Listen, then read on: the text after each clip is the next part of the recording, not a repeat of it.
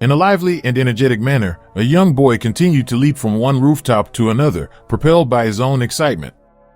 He couldn't help but feel a tinge of worry creeping in, fearing that someone might outpace him in this exhilarating race. Suddenly, to his surprise, a figure soared above him, gracefully jumping over his head. Determined not to be defeated, the boy declared that the other person would not emerge victorious this time. After a brief pause to catch his breath, the boy resumed his sprint and leaped towards a nearby rooftop. Unfortunately, a miscalculated step caused him to lose his footing and slip. Panic gripped him as he plummeted downward, towards what seemed like an inevitable demise. However, his impending fate was abruptly halted as a hand swiftly reached out and grabbed hold of his arm, saving him from certain disaster.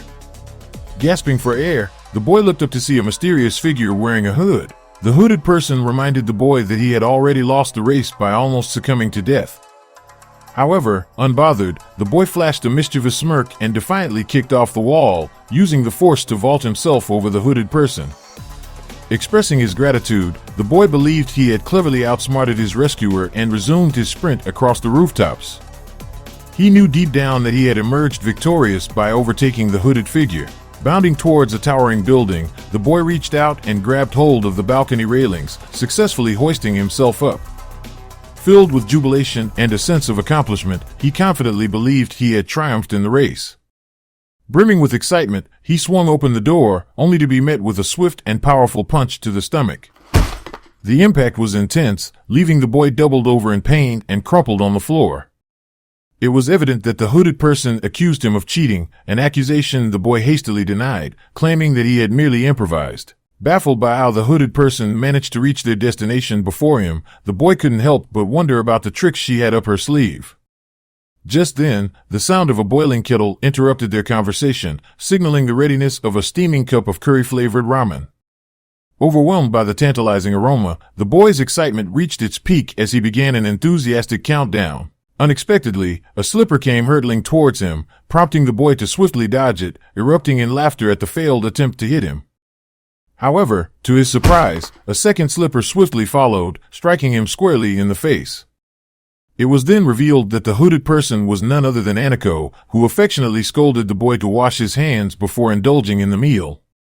The boy, named Yu, the son of Yasuke and Aniko, playfully pretended to comply with her request, teasingly claiming to genuinely wash his hands before diving into the delicious ramen. After Yu finished slurping up his bowl of instant noodles, he settled down next to Aniko to catch up on the latest news. The news segment that caught Yu's attention depicted a chaotic scene unfolding on 32nd Street. A man, armed with a menacing knife, stood amidst a grim scene of lifeless bodies while law enforcement surrounded him. The man emitted growls that seemed to emanate from a place beyond normal human possession. Yu and Aniko observed the distressing footage in silence, with Aniko knowing more about the man and the situation that the two had just watched. The police officers repeatedly commanded the man to surrender and drop his weapon, hoping to resolve the situation peacefully. However, fueled by an uncontrollable frenzy, the man ferociously charged at the officers. It left them no choice but to defend themselves by firing their weapons. The live video abruptly cut off, but faint audio suggested that the authorities had managed to regain control of the situation. The news reporter, taken aback by the violence displayed on national television, quickly redirected the broadcast to a different topic. Aniko, sensing the need to shift focus from such distressing events, switched off the television. As you contemplated the disturbing sight of the man with piercing blue eyes glowing with an otherworldly radiance, he couldn't help but wonder what could have driven him to such madness. Aniko sternly cautioned him against indulging in drugs, smoking, or alcohol, warning that they could lead him down a similar path of despair and chaos.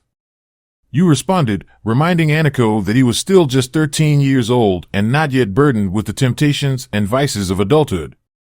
Aniko acknowledged his age but praised Yu for his recent actions during the race, highlighting that victory did not necessarily require being the fastest or strongest. Although Yu frequently found himself on the losing side, he vowed to one day surpass Aniko's skill. Encouraged by Aniko's acknowledgement, he questioned the purpose of his arduous and seemingly random training sessions, which had consumed much of his childhood.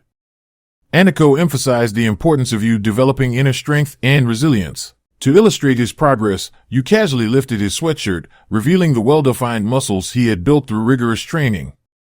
Aniko, somewhat skeptical, elbowed his abdomen, testing its firmness. Yu, however, remained dissatisfied, expressing his weariness of constantly adapting to new environments. He lamented the absence of any extended family members in his life and his limited opportunities to venture beyond the confines of their home like vampires. Mizuk, their guardian, had repeatedly promised to explain everything to him one day, but Yu voiced his frustration, having heard this assurance for years without any substantial answers. He further expressed disappointment in his only companion, Chanki, their pet dog, who seemed content with a life of eating and sleeping, unable to provide much more than frustrated growls. Aniko considered whether Yu's current emotional turmoil stemmed from the onset of puberty, a period of intense change and self-discovery. Yu retorted, claiming that he knew nothing about his own lineage, including the face of his father, whose image remained a mystery to him. Aniko fell silent, seemingly grappling with the weight of her words. Finally, she revealed that the time had not yet come for Yu to learn the true reasons behind his circumstances. For now, she offered him a glimpse of solace, assuring him that his father was an exceptional man whom she held in the highest regard. Yu reluctantly agreed, his voice and tone betraying his lack of choice in the matter. Aniko then asked Yu if he could do her a favor by taking Chanki for a walk and also picking up a birthday present while he was out. Yu let out a sigh, expressing his annoyance with a simple sound. Aniko then offered to share some information about Yu's father when he returned from his errand, reminding him to be back home before it got dark. Yu, trying to lighten the mood, jokingly remarked that vampires thrive in the darkness. Aniko smiled and observed as Yu slammed the door behind him. Under the warm afternoon sun, Yu instructed Chanki to cut back on snacks for a while, as the dog was struggling to keep up with him. Yu's sudden halt at the nearby manga store was prompted by his recollection of a new volume being released. However, upon glancing through the window, he decided to postpone his purchase for another week, as he noticed that the stocks had been depleted for the current week. The observant old man who owned the store recognized Yu and took note of his habit of checking for new arrivals. In the vicinity of the electronics shop nearby, a sudden and loud noise catches everyone's attention. A news program recently covered a disturbing trend in Japan, an alarming rise in violent attacks. Astonishingly, people who had previously gone missing suddenly reappeared, but instead of rejoining society peacefully, they began assaulting others while speaking in an unfamiliar language. Most of these disturbing encounters seemed to occur during the nighttime hours. The gravity of these missing person cases and the resulting violent incidents cannot be overlooked or brushed aside by the country. Yu, deep in thought, contemplates the possible connection between the two phenomena discussed on television. The next segment features an interview with a man who claims to have witnessed an extraordinary sight, an individual hovering in the sky. To substantiate his claim, the man provides footage captured on his phone, showing a figure nonchalantly standing in midair. However, various news sources are attributing these bizarre occurrences to a newly surfaced drug called white pepper. Yu, who had felt secure in this area due to his mother's decision to relocate there, now finds himself questioning their safety. On the other side of the road, right in front of a marked area for pedestrians to cross, a child unintentionally let go of his balloon. Yu, who happened to be standing nearby, noticed the child running after his balloon's reflection in the store window. Ignoring the potential danger, the child persistently chased the balloon without considering the fact that he was in the middle of the road. Realizing the imminent danger, Yu swiftly turned around just as the child was about to face a life-altering moment. Without hesitation, Yu grabbed his bicycle and hurled it toward the approaching car. The bicycle became entangled with the car's front wheel, momentarily impeding its progress. However, the car continued its forward motion, still heading toward the unsuspecting child. In a split-second decision, Yu lunged forward and managed to snatch the child, narrowly avoiding a disastrous outcome. Thankfully, the car veered to the side, avoiding a collision. Yu quickly assessed the child's condition to ensure he was unharmed. Afterward, the driver of the car exited the vehicle, visibly agitated and angry about the situation. Overwhelmed with emotion, the child's mother arrived on the scene, crying after briefly losing sight of her son. Observing the entire incident unfold, the old man from the manga store happened to witness Yu's daring act. Despite being hailed as a hero, Yu couldn't help but feel a sense of despair, knowing that his mother would likely scold him for the damage caused to his crushed bike. As Yu makes his way back home, a wave of sadness washes over him.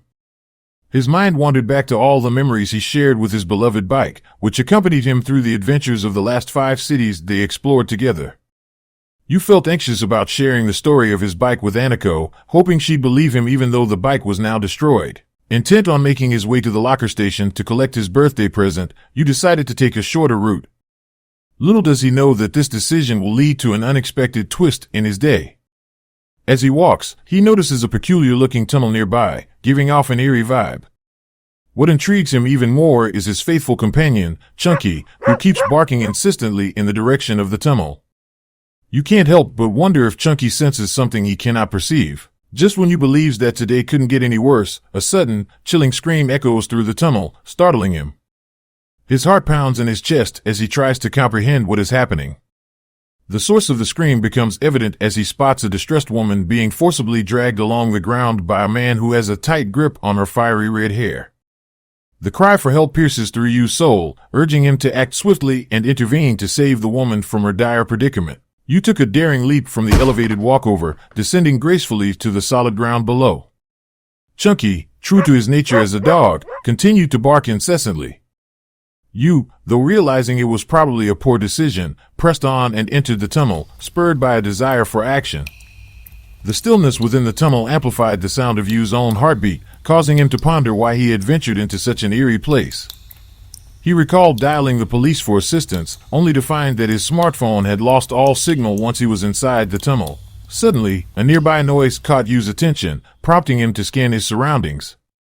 His confusion deepened as he aimed the flashlight of his smartphone toward a man who stood motionless, fixated on the wall. This peculiar individual, with glowing blue eyes, incessantly spoke of his desire to claim a particular person. As he scratched the concrete wall, you observed that the man's fingernails were gruesomely torn off. You attempted to engage the man once more, but was startled by yet another peculiar sound emanating from above. To his horror, he discovered another man clinging eerily to the ceiling, uttering the same chilling words as the previous individual. Overwhelmed by the nightmarish scene unfolding before him, reminiscent of something from a horror movie, Yu's fear reached its peak. Sensing that he was witnessing a supernatural phenomenon, he hastily sprinted towards the exit. Along the way, his attention was drawn to a woman obstructing his path. You urgently shouted, warning her to retreat from the perilous place. However, to his astonishment, he realized that this woman bore a striking resemblance to the men he had just encountered. Her eyes emitted an eerie glow, and her teeth were sharp and menacing. You found himself taken aback by her haunting appearance. In the past, at Yu's residence, Aniko had recently completed the task of arranging the decorations for Yu's birthday celebration. These decorations were the same ones she reused every year. Aniko secretly wished that you wouldn't notice the repetition and simply brush it off with a laugh. Additionally, she had received the cake she had previously ordered for the occasion. Now that all the preparations had been taken care of, it was time for you to return home. Unexpectedly, Aniko heard the sound of scratching emanating from the front door. This puzzled her as she witnessed Chunky, their pet, standing alone by the entrance. The dog was barking as if it were attempting to communicate something to Aniko. This situation left Aniko perplexed, and she began to wonder what might have happened to you. Aniko had no idea about the unfortunate situation that had befallen you.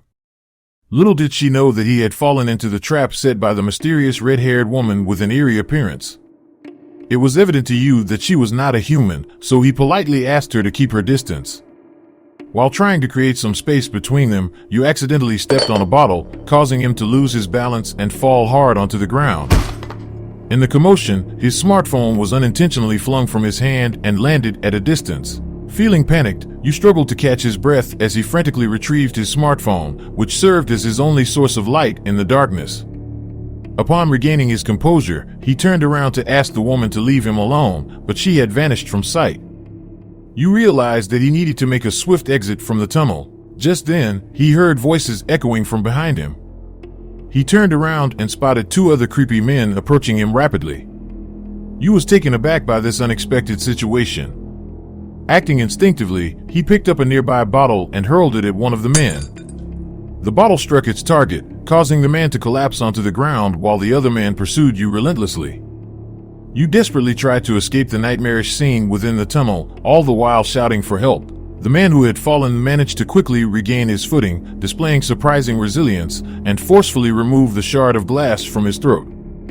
The pursuit continued, with you persistently calling out for assistance. Just as he believed he could escape, you were struck on his right side, causing him to be propelled toward the wall. The sinister woman of demonic nature reappeared, asserting that you would not be allowed to leave. Nervously, you inquired why the woman was engaging in such malevolent acts. Seizing you and forcefully pushing him against the wall once more, she explained that she was merely preparing him. Her intention was to inflict pain on a person until they acknowledged their helplessness in the end. By doing so, she could extract their soul when it was in its most ripe state. Trembling with fear, you could only crawl and cough in agony. Astonished by his ability to still move, the demonic woman asserted that you had no chance and proceeded to rake her ghastly, elongated claws across his back. She taunted him, emphasizing that hope had already forsaken him. Lying on his back, you cried out for assistance while bleeding profusely. The woman jeered at the human tendency to resist the unavoidable. Despite his desperate situation, you yearned to endure a while longer, as he still needed to reunite with his father and establish genuine friendships. Meanwhile, the demonic woman extended her claws even further as the men standing behind her chanted for the soul to be harvested. Realizing that the time had come to claim Yu's soul, she approached him with her menacing claws, while Yu could only helplessly watch. Out of the blue, someone appeared, running lightly. The two men were suddenly beheaded, leaving the demonic woman bewildered. She turned around in confusion as Aniko suddenly appeared out of nowhere. Yu was perplexed by his mother's sudden appearance. Aniko instructed the woman to move away from her son. Reacting swiftly, the demonic woman noticed the impending attack and managed to dodge Aniko's punch. Sensing danger, the demonic woman backed off while Aniko shielded her son. Yu, barely conscious, could only see his mother's back, and he reminded her that the woman before them was a monster. Aniko reassured Yu and urged him to hold on. The demonic woman demanded to know if Aniko was truly responsible for killing her men. Aniko explained that a mere third-tier hell demon couldn't control the possessed freely unless a higher-ranking demon had granted the woman such power. Without answering, the demonic woman simply laughed at Aniko. Regardless, Mommy Aniko will surely save the day as she brings out her shinobi powers. The demonic woman had called Aniko foolish and proceeded to attack her. She had mentioned how she would eat Aniko's soul and take her body as a new vessel. Aniko had sensed that it was not a normal attack and had dodged the claw strikes while holding Yu. Surprisingly, the demonic woman had commended Aniko's skills despite her being a human. Aniko had decided to put down her son first. She had acknowledged that she couldn't save the woman now that she had turned into a third hell demon.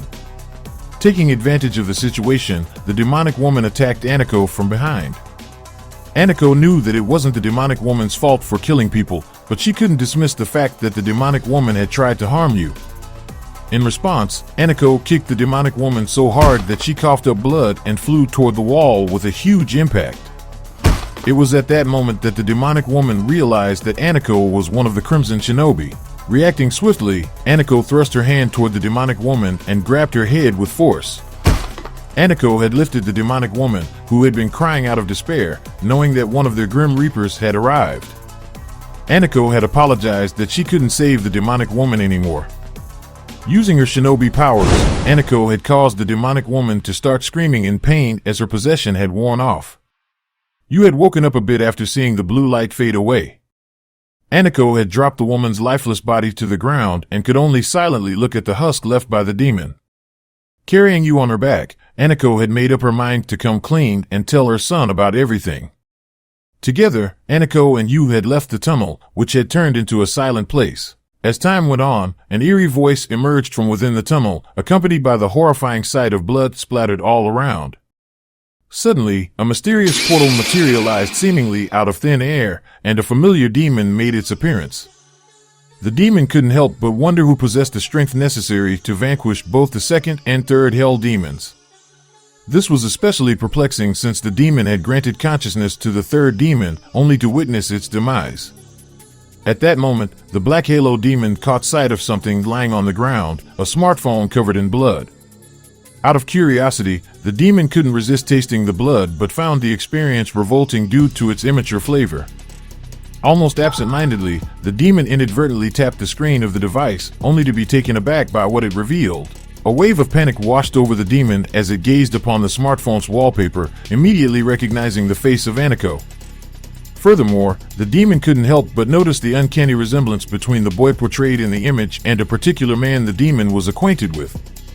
Realizing that both Aniko and the boy had somehow managed to survive, the demon's excitement reached a boiling point as it boldly claimed that the key to their survival now belonged to the demon itself. The demon unleashed a resounding shout, reveling in the long-awaited opportunity to harness the formidable power of the first flame. That night, you regained consciousness and hastily attempted to rise from his bed. However, he experienced a sharp pain in his back. A bag was thrown in his direction as Aniko ordered him to pack his belongings. She urged him to hurry because they were leaving immediately. You refused, desiring an explanation for Aniko's presence in the tunnel first. He noticed his mother's hand glowing. In the meantime, Aniko opened a drawer and retrieved her shinobi weapons. Despite groaning in pain, you persisted in his quest for answers. Aniko then detected something and hurled kunai blades past you. The kunai blades pierced the lesser demons, causing them to disintegrate into dust. Suddenly, you felt a strong cold sensation behind him, accompanied by negative emotions. The lesser demons attempted to possess you, but Aniko repeatedly instructed him to concentrate on her voice. Aniko advised you to duck as she threw more kunai blades. Additional lesser demons were vanquished, and you sought refuge behind his mother's protective stance.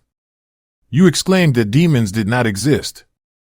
Aniko informed him that he could not currently perceive the first hellish demons. Aniko then asserted that she would take action, and you observed her fingers glowing. Aniko instructed you to disregard the eyes that had blinded him for all those years. She commanded him to close his eyes and tapped his forehead with her radiant fingers. Panicked, you inquired about the unfolding situation, and Aniko instructed him to open his eyes, which had been shut for 13 years. She advised you to concentrate and clear his mind of the surrounding chaos, even the cacophony emanating from his own heart. Aniko commanded you to open his eyes at once and asked what he could see.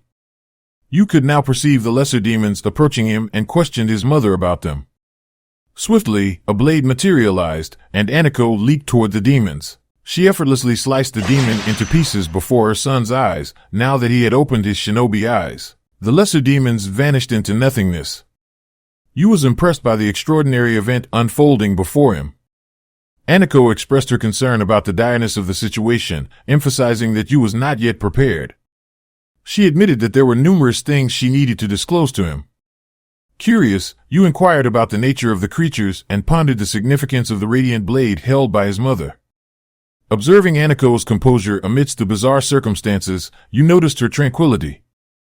Aniko proceeded to explain that the creatures were demons referred to as others due to their origin. She clarified that these demons inhabited individuals experiencing intensified negative emotions. Meanwhile, a swarm of lesser demons soared through the neighborhood, their menacing presence filling the air. Unexpectedly, an innocent bystander fell victim to possession, their body contorting unnaturally like that of a zombie. Growling fiercely, the possessed individual called forth others of their kind, who swiftly sprinted through the streets with a singular destination in mind, the apartment where you and Aniko sought refuge. Scaling the walls with the agility of Spider-Man, the demons closed in on their unsuspecting targets. The sound of their approach reached you's ears, but it was too late to react. In a relentless onslaught, the demons infiltrated the sanctuary through the veranda, flooding the space.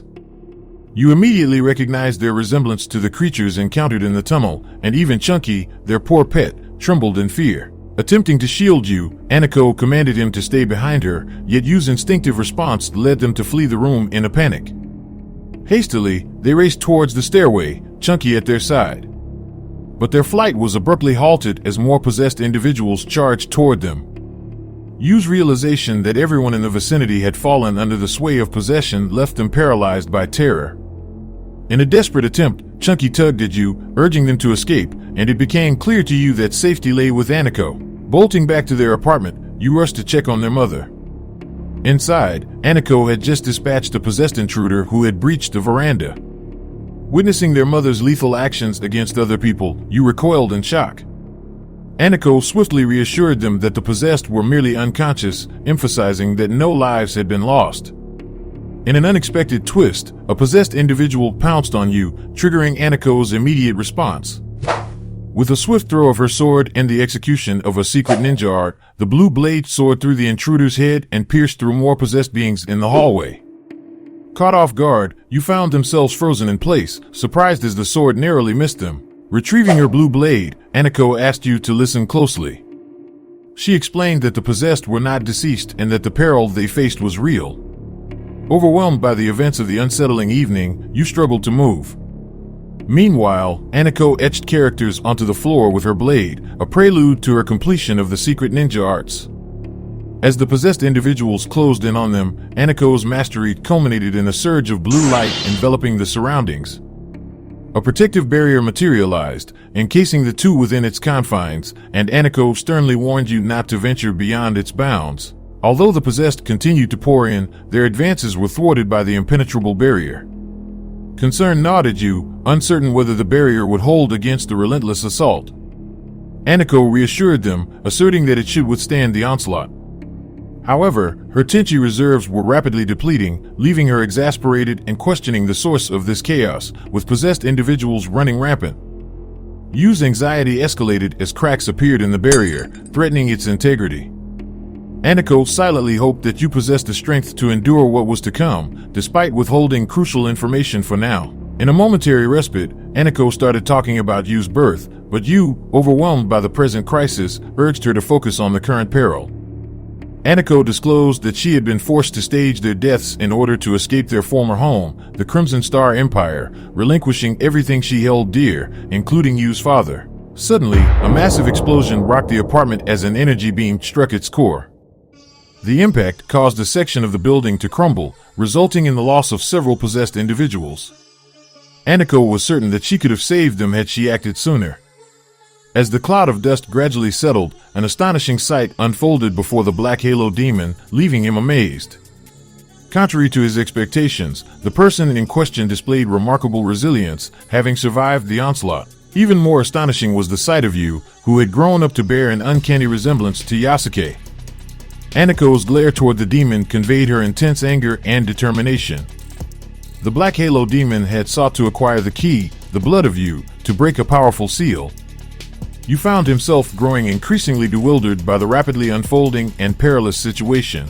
With tension in the air, Aniko took the initiative to explain the demon's origin, the dreaded Sixth Hell, home to the mightiest of their kind. The demon had come with a singular purpose, to claim Yu's life. What will happen to Yu and Aniko? Will they be able to escape again from the clutches of demons? Let us know if you want to watch the next part.